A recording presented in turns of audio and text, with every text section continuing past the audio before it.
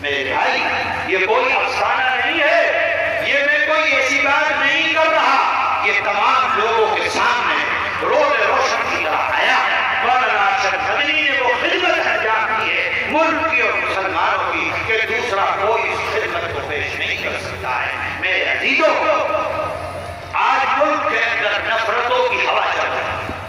ابھی الیکشن آ رہا، تاریخوں کا اعلان ہو گیا، اب ملک کے اندر جو حکومت اقتدار کے اوپر بیٹھی ہے اس کے پاس کوئی مدعا نہیں رہ گیا، جتنے وعدے کیے تھے اپنے وعدوں کے اندر فیل ہو۔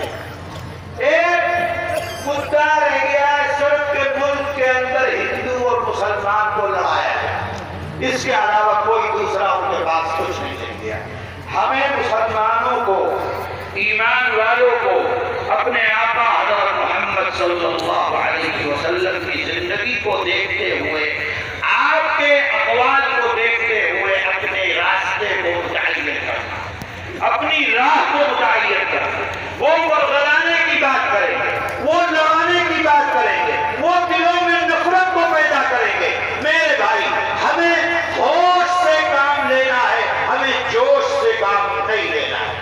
ہمیں ملک کے اندر جو لوگ بھی ہیں، ہندو ہو، مسلمان ہو، عیسائی ہو، دلت ہو، ہر کوئی ہمارا بھائی ہے۔ اللہ کا نبی فرماتا ہے الخلق عیال اللہ، تمام کی تمام مخلوق وہ اللہ کا کتا ہے، تمام کی تمام مخلوق وہ اللہ کا خاندان ہے۔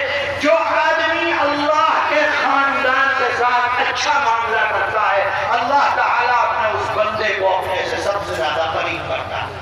اگر کوئی تم کو گالی دے تو گالی کا بدلہ گالی سے مت دینا، اگر کوئی تم کو برا کہے برائی کا بدلہ برائی سے مت دینا، اگر کوئی تم کو پریشان کرے پریشانی کا بدلہ پریشان کر کے مت دینا، معاف کر دینا، سینے سے لگا لینا۔ یاد رکھو حضرت مولانا ارشد مدنی دعوت برکاتہ فرمایا کرتے ہیں کہ آگ کو آگ سے نہیں بجھایا جا سکتا، آگ کو بجھانے کے لیے پانی کی ضرورت پڑتی ہے۔ اگر وہ نفرت کی بات کرتے ہیں تم پیار کی بات کرو، اگر وہ کاٹنے کی بات کرتے ہیں تم جوڑنے کی بات کرو، اگر وہ دوری کی بات کرتے ہیں تم قربت کی بات کرو۔ اپنے آقا کی زندگی کو پڑھ لینا۔ جو عورت آپ کے اوپر روز کوڑا ڈالتی ہے، گندگی ڈالتی ہے، آپ نماز کے لیے تشریف لے جاتے ہیں، جب کوڑا نہیں ڈلتا میرے آقا پوچھتے ہیں کیا بات ہے؟ معلوم ہوا کہ وہ عورت بیمار پڑی ہے، اللہ کا نبی اس کے گھر چلا جاتا ہے اور دیکھا کہ وہ بوڑھی عورت پلنگ کے اوپر لیٹی ہوئی۔ کون؟ جو اللہ کے نبی کو گالی دیتی ہے، جو اللہ کے نبی کو برا کہتی ہے، جو اللہ کے نبی کے اوپر کوڑا ڈالتا ہے، جو اللہ کے نبی کو پریشان کرتی ہے، جو نبی کے راستے کے اندر کانٹے بچھاتی ہے، جو نبی کے راستے میں شیشوں کو توڑ کر بچھاتی ہے تاکہ نبی کا پاؤں زخمی ہو جائے۔ اللہ کا نبی اس کے گھر گیا، دیکھا کہ عورت لیٹی ہوئی ہے، کیا فرماتے ہیں؟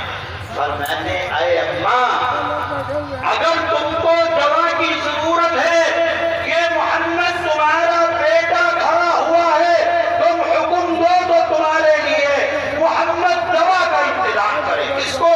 کافر عورت کو۔ کس کو؟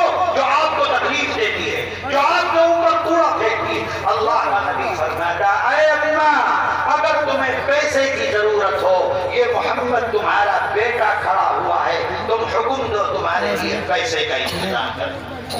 یہ میرے آقا حضرت محمد صلی اللہ علیہ وسلم کی تعلیم ہے ان تمام لوگوں کے لیے جو نبی کا کلمہ پڑھتے ہیں کہ دیکھو جہاں رہو، جن لوگوں کے بیچ میں رہو، نفرت کا جواب نفرت کے ساتھ مت دینا، نفرت کا جواب پیار و محبت سے دینا، نفرت کا جواب الفت سے دینا، نفرت کا جواب دکھ اور درد میں شریک رہ کر دینا۔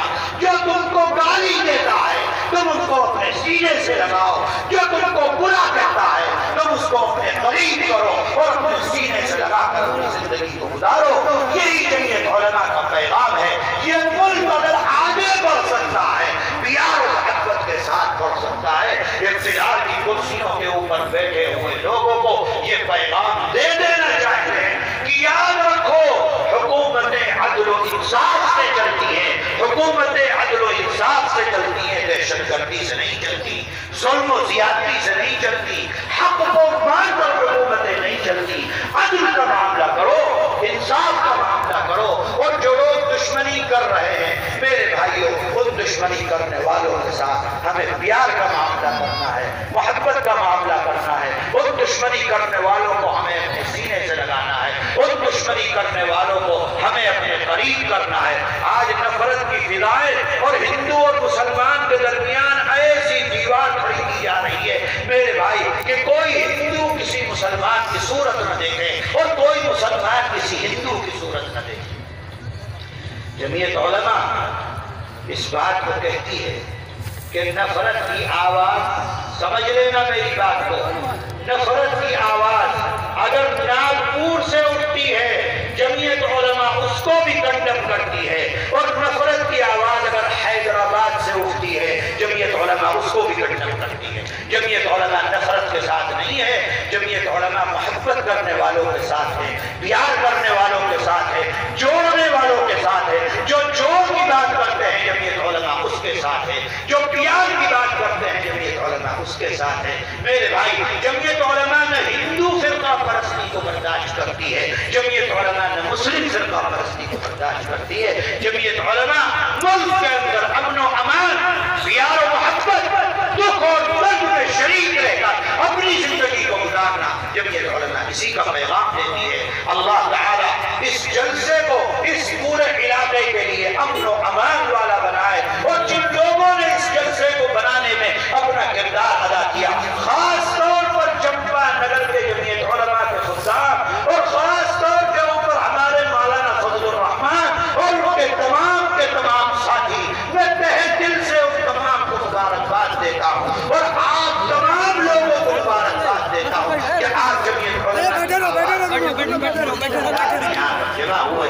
انشاءاللہ آپ کا یہ جمع ہونا جمعیت علماء کو مزید قوت عطا کرے گا، مزید طاقت عطا کرے گا، مزید قوت اور طاقت کے ساتھ اس ملک کے اندر جمعیت علماء اپنی خدمات کو انجام دیتی رہے گی، آگے بڑھتی رہے گی، فرقہ پرستوں سے مقابلہ کرتی رہے گی، فرقہ پرستوں کو شکست دیتی رہے گی، اور فرقہ پرست اپنی ناکام